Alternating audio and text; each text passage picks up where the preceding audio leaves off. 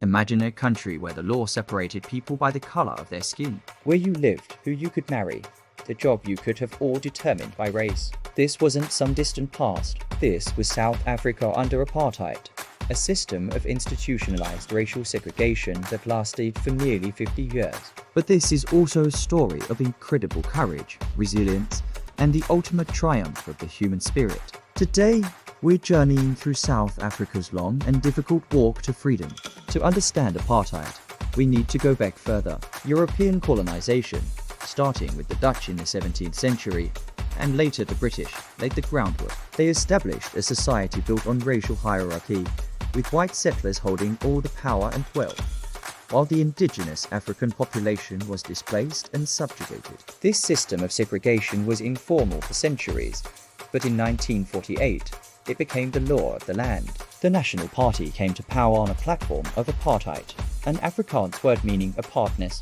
Suddenly, everything was segregated. Beaches, buses, hospitals, schools, and even park benches were designated whites only or non-whites only. The Population Registration Act classified every single South African into one of four racial groups: white, black, colored, or Indian. The Group Areas Act forced millions of non-white people from their homes and into segregated townships, often on the outskirts of cities. The Bantu Education Act deliberately provided black children with an inferior education designed to trap them in a cycle of manual labor. It was a brutal, dehumanizing system designed to maintain white minority rule.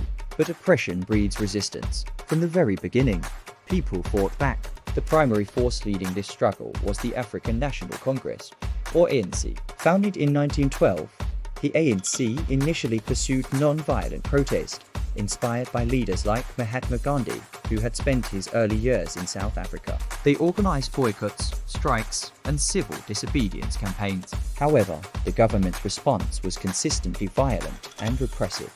A pivotal moment came on March 21, 1960, in the township of Sharpeville. A large, peaceful crowd gathered to protest the hated pass laws, which required black South Africans to carry internal passports at all times. Police opened fire on the unarmed demonstrators, killing 69 people and injuring hundreds more, many of them shot in the back as they tried to flee.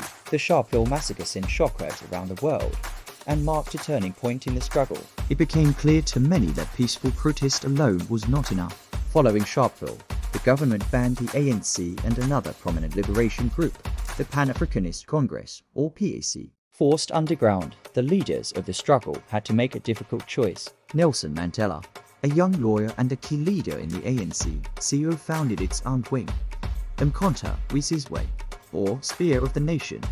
They began a campaign of sabotage, targeting strategic infrastructure like power plants and transport links, carefully avoiding civilian casualties. Their goal was to make the country ungovernable and force the apartheid regime to the negotiating table. In 1962, Nelson Mandela was arrested. During the infamous Rivonia trial, he and his comrades faced charges of sabotage, which could carry the death penalty. It was here, from the dock, that Mandela delivered his iconic "I am prepared to die" speech. He declared that he had fought against white domination, and he had fought against black domination. He cherished the ideal of a democratic and free society, in which all persons live together in harmony and with equal opportunities. It was an ideal for which he was prepared to die. He was spared the death penalty, but was sentenced to life in prison on Robben Island, a harsh maximum security facility of the coast of Cape Town.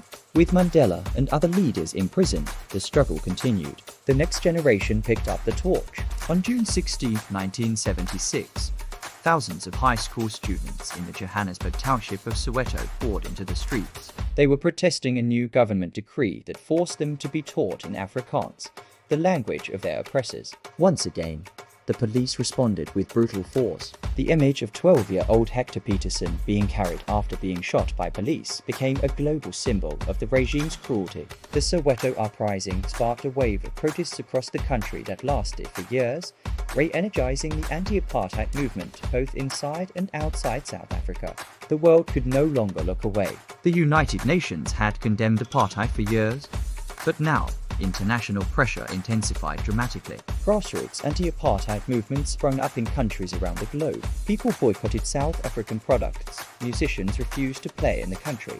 and athletes were banned from international competitions like the Olympics. This cultural and sporting isolation hurt the pride of white South Africans. More importantly, economic sanctions began to bite. Major companies divested from South Africa, and banks refused to grant loans. The combination of internal resistance and external pressure was crippling the apartheid state. By the late 1980s, the regime was facing a crisis. The economy was failing. The townships were in a constant state of rebellion, and international isolation was complete. President FFW de Klerk, a conservative figure who came to power in 1989, recognized that change was inevitable. In a stunning announcement on February 2, 1990, he unbanned the ANC and other liberation movements. And 9 days later, the moment the world had been waiting for arrived. After 27 long years in prison, Nelson Mandela walked free. His release wasn't the end of the struggle, but the beginning of the end. The path to democracy was fraught with danger. Hardliners on both sides threatened to derail the process with violence. Tense and complex negotiations began between Mandela's ANC, de Klerk's government, and other political parties. They had to dismantle the entire legal framework of apartheid and write a new democratic constitution for a united, non-racial South Africa. It was a monumental task, but through remarkable leadership and a commitment to reconciliation, they succeeded. In 1993, Nelson Mandela and FFW de Klerk were jointly awarded the Nobel Peace Prize for their work in ending apartheid. Finally, on April 27, 1994, a date now celebrated as Freedom Day, South Africa held its first ever democratic elections, where every citizen, regardless of race, could vote. Long lines of people snaked for miles, waiting patiently for their turn to cast a ballot for the first time in their lives. It was an extraordinary, emotional day. Nelson Mandela, the former political prisoner, was overwhelmingly elected as the first president of a free South Africa. In his inauguration speech, Mandela spoke of a rainbow nation, a country at peace with itself and the world. He emphasized forgiveness and reconciliation over revenge. The establishment of the Truth and Reconciliation Commission, where victims could share their stories and perpetrators could request amnesty for telling the truth, was a unique and powerful attempt to heal the nation's deep wounds.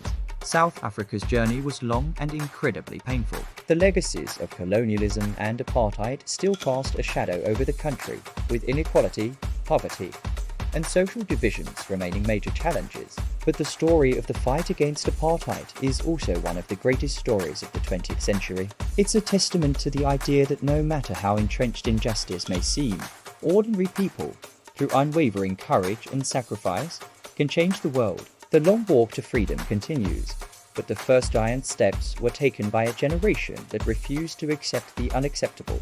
Thank you so much for watching. If you found this story of struggle and triumph as powerful as I do, please hit that like button and subscribe for more deep dives into history. Let us know in the comments what other historical events you'd like us to cover. See you next time.